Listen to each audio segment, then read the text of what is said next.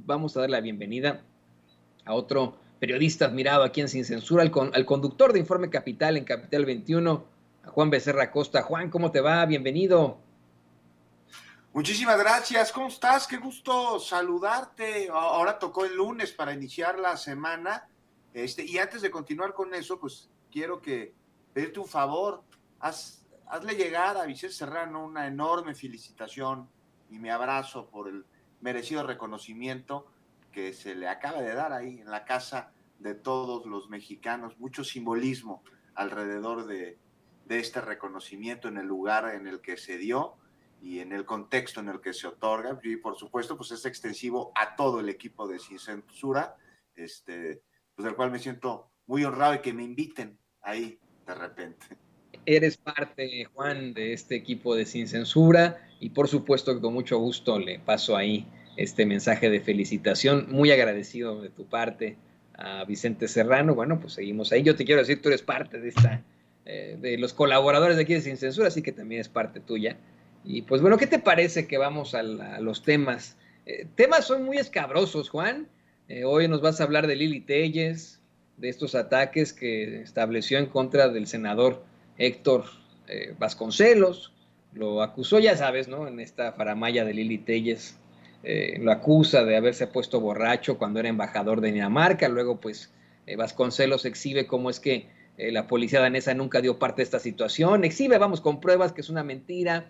Citlali Hernández vuelve a exhibir a Lili Téllez. Lili Téllez le responde, pero hay que ser muy, muy claros.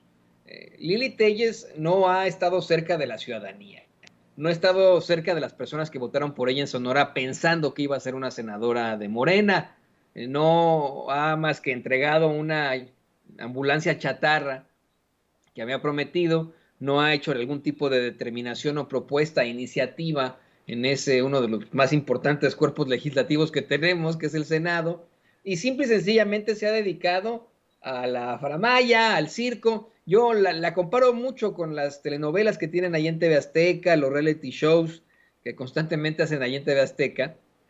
Me parece que es lo que está haciendo simple y sencillamente ahí en el Senado de la República. Y es una personaje que en todo caso podría enfrentar también una serie de cuestionamientos.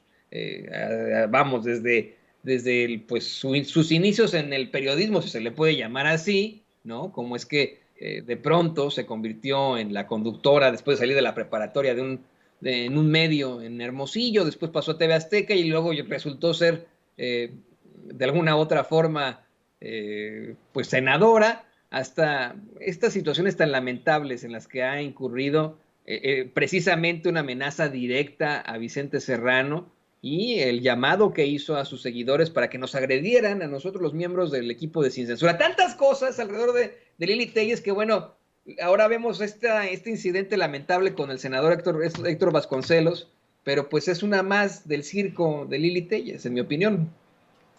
Una más de varias de esta semana, querido, porque, mira, coincido, acabas de decir algo que me parece digno de análisis, porque lo amerita al ser Lili Téllez representante popular.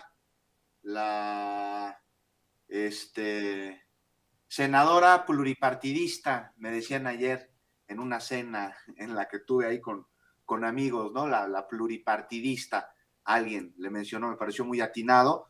No hay que olvidar aquí tampoco, para hacer un poquito de reflexión y de autocrítica, que Lili Téllez, así como Germán Martínez, llegaron al Senado por el voto masivo por Morena. Así que sirva de experiencia de un movimiento que luego se convierte, bueno, no se convierte, del movimiento sale un partido, para evitar este tipo de pragmatismos políticos que nos lleven a meter cuadros que no son ni pósters. Luego viene también esta semana, surge pues, de una infamia por parte de Lili Téllez, se le ocurre decir que vivimos en un narcogobierno y relacionar o intentar relacionar en su discurso golpista al presidente con la delincuencia organizada, cuando esto pues, es una calumnia. Entonces el embajador Vasconcelos tomó el micrófono y dijo, pues esto no puede ser, es una calumnia, una mentira, y bueno, deberían ejercerse algún tipo de acción legal en contra de esto. Y luego la senadora Téllez se le fue, pues justo llevando a cabo esa conducta de la que tanto acusan ellos, que es una conducta que puede rayar en la violencia política en razón de género. Le dijo unas cosas espantosas al senador Vasconcelos relacionadas con su preferencia sexual, y y bueno, pues se molesta, ¿no? Porque se les dice muñequitas de Sololó, y ven nada más el relajo en el que metieron a la senadora Antares Vázquez. Por esto ya le andan quitando sus privilegios políticos para evitar que pudiera postularse en 2024 a la candidatura a la gobernatura de Guanajuato, e incluso la autoridad electoral le puso una sanción antes de que hubiese sentencia, cuando no se hace, y la doble moral, ¿no? O sea, se le van a la yugular de manera soez y totalmente injustificada al senador Vasconcelos. Pero aquí el tema de fondo es que la senadora Telles pues utiliza la tribuna política como si fuera un escenario. Lo acabas de señalar claramente, ¿no? O sea, como si fuera una actriz, interpreta un papel, hoy es el de senadora, antes hizo o quiso hacer el de periodista, y toma el micrófono para interpretar un papel que podría sugerirnos ahí la presencia de rasgos que a su vez podrían sugerir algún tipo de conducta narcisista histriónica. Esto ya lo tendría que determinar un especialista en salud mental a través de una serie de elementos como es la terapia personal y pruebas proyectivas, ¿no? No digo que lo tenga de ninguna manera, nada más que se sugiere por la conducta que podría presentar algún tipo de rasgo. Y hacer reflexión sobre dónde tiene que estar la discusión. Mira, el Senado está viviendo desde hace días momentos complicados, incluso inéditos, me parece que no se veían desde principios del siglo pasado. Tenemos un reto ahí con los periodistas de ser muy claros y de informar lo que está sucediendo sin ningún tipo de sesgo y dejando un poco a un lado las preferencias, las simpatías, las antipatías y las fobias políticas, para darnos cuenta que la transformación que está viviendo el país está teniendo síntomas clarísimos en todos los ámbitos que nos competen. El legislativo no es uno de ellos y se están ahí acomodando las cosas. La semana pasada vimos claramente cómo en una plenaria de Morena no llegaron los secretarios de Estado. Y entonces hay que preguntarse, los legisladores tienen que preguntarse qué es lo que está sucediendo, qué es lo que están haciendo mal para que se lleve a cabo esta situación en la que secretarios de Estado no asisten a la plenaria del partido del cual forman parte. Entonces, me parece que tiene que estar la discusión en temas legislativos, en temas de discusión de leyes, en discusión de reformas, en las implicaciones de la Guardia Nacional a través de su adhesión a la Secretaría de la Defensa Nacional. Y qué lástima, ¿no?, que tengamos legisladoras que, en lugar de proponer un discurso que abone a la vida nacional, más allá de sus preferencias políticas o de sus posturas, qué bueno que se dé, porque eso habla de la pluralidad y de la democracia, pues, pero que vayan a lo que le interesa a la ciudadanía, no si la preferencia sexual de una persona es una u otra, o si se avienta ahí una calumnia con respecto al presidente o a su gobierno y al crimen organizado. Pues entonces, y lo que es preocupante es que la discusión pública está girando alrededor de todo esto, en lugar de estar girando a donde tendría que voltearse a ver, que es a la vida legislativa, a las leyes, a los retos que estamos enfrentando como mexicanos, al litio, por ejemplo, que mucho se tendrá que discutir cómo va a operar esta empresa que se encargará de ellas y si va a subcontratar a privados para poder llevar a cabo las actividades. Si no lo va a hacer, entonces ¿cómo lo va a resolver? Ahí tendría que estar la discusión. No sé tú qué opinas.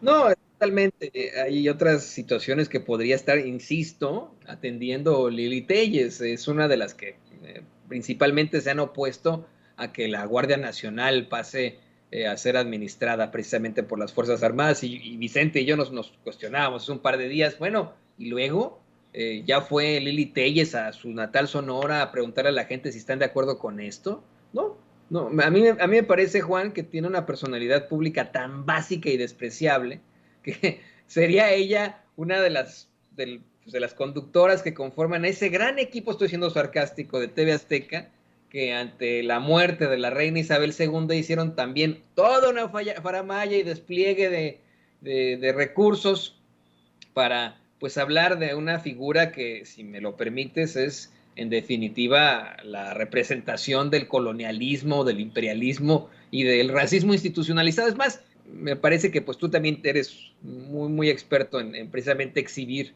este tipo de situaciones muy cuestionables, querido Juan. ¿Por qué no nos das tu opinión sobre las monarquías? ¿Cuánto cuestan? ¿Para qué sirven? Esto te lo digo en el contexto de la muerte de pues una personaje que engloba precisamente eso que decía, ¿no? El colonialismo, el imperialismo, el racismo institucionalizado, porque si a los reyes, príncipes, reinas y princesas se habla de esta supuesta sangre azul, es única y exclusivamente por lo blanco que son. Entre más blancos, vamos, eran estas personalidades monárquicas, más se les notaban las venas y las arterias azules, y por eso se pensaba que era de sangre azul, pero es una verdadera ridiculez. Danos tu opinión, por favor, Juan. Por supuesto, nada más hablando de monarquías y para terminar el asunto, Héctor Vasconcelos fue embajador de México justo en un país monárquico, en Dinamarca, y lo acusaba Lili Telles este fin de semana de hace 18 años haber chocado borracho siendo embajador de México en aquel país, cosa que es absolutamente falsa y que se desmintió justo hace 18 años. Dijo que por eso lo corrieron porque esa palabra utilizó, del cargo de embajador. Para empezar, no lo corrieron, terminó su periodo como embajador y se le notificó meses antes de que en efecto hubiese un pequeño accidente que no ameritó ningún tipo de sanción ni de multa ni nada, pues accidentes automovilísticos que pasan.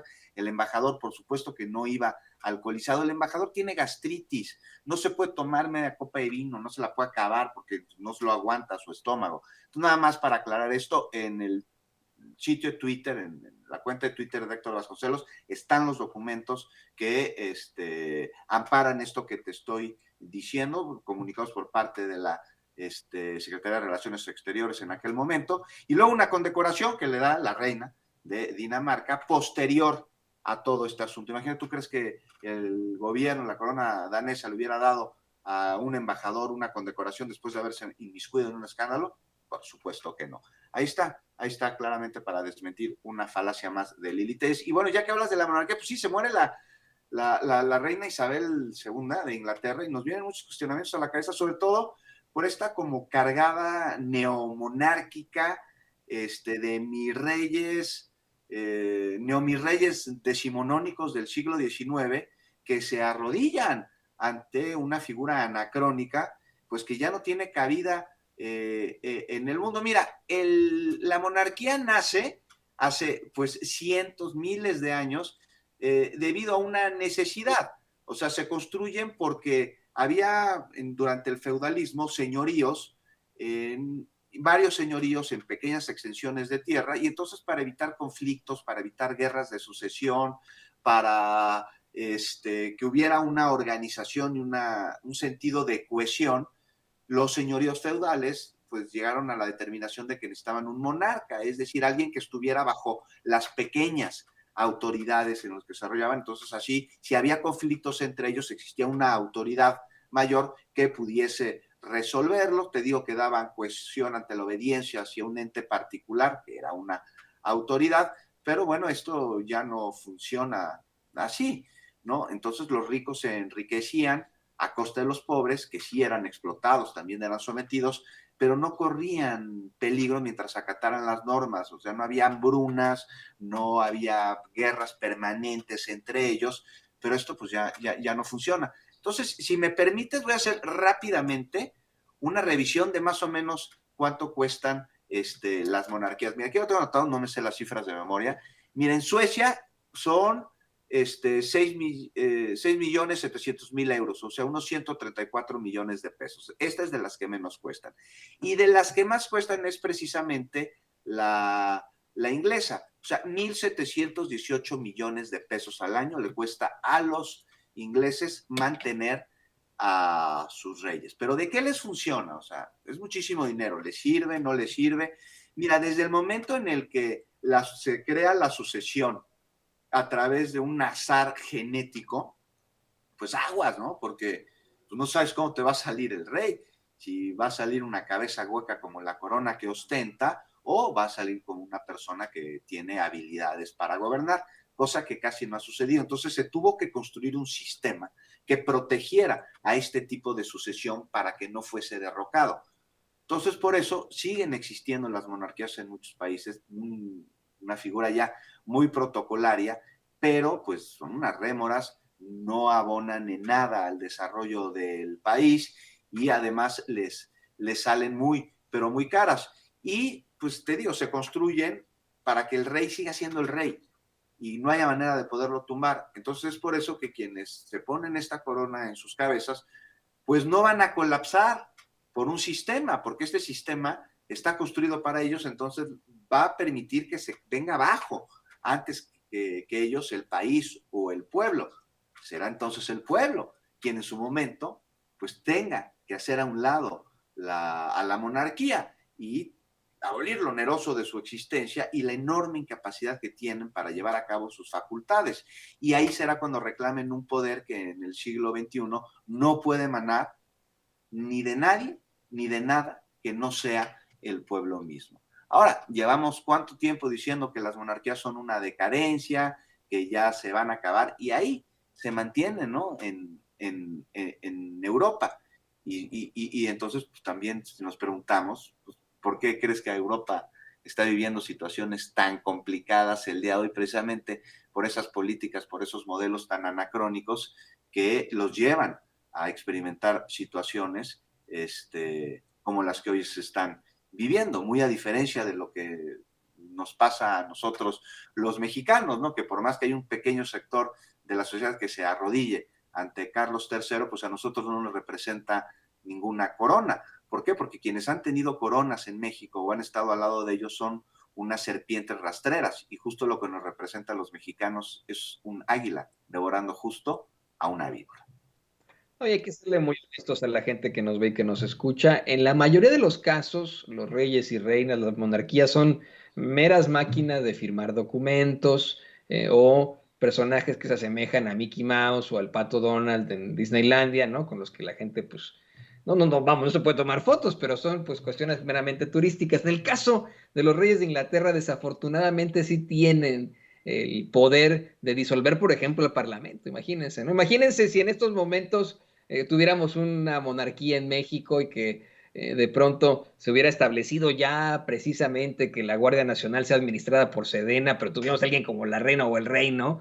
Definitivamente pudieron haber disuelto alguno de nuestros cuerpos legislativos y poner su santa voluntad. Esa es la realidad, ¿no? Entonces, pues vaya que es problemático también en cuanto a cuestiones no solo de la lana que se quedan, no solamente del racismo institucionalizado que representan, sino el daño que pueden causar este tipo de figuras inventadas que pues llegaron ahí simple y sencillamente por su apellido. Y bueno, querido Juan, me dio como siempre muchísimo gusto compartir contigo estos micrófonos. Es siempre un placer escucharte aquí en Sin Censura. El conductor de Informe Capital en Capital 21, Juan Becerra Costa. ¿Por qué no nos compartes tus redes sociales y también qué andan haciendo por allá por Capital 21?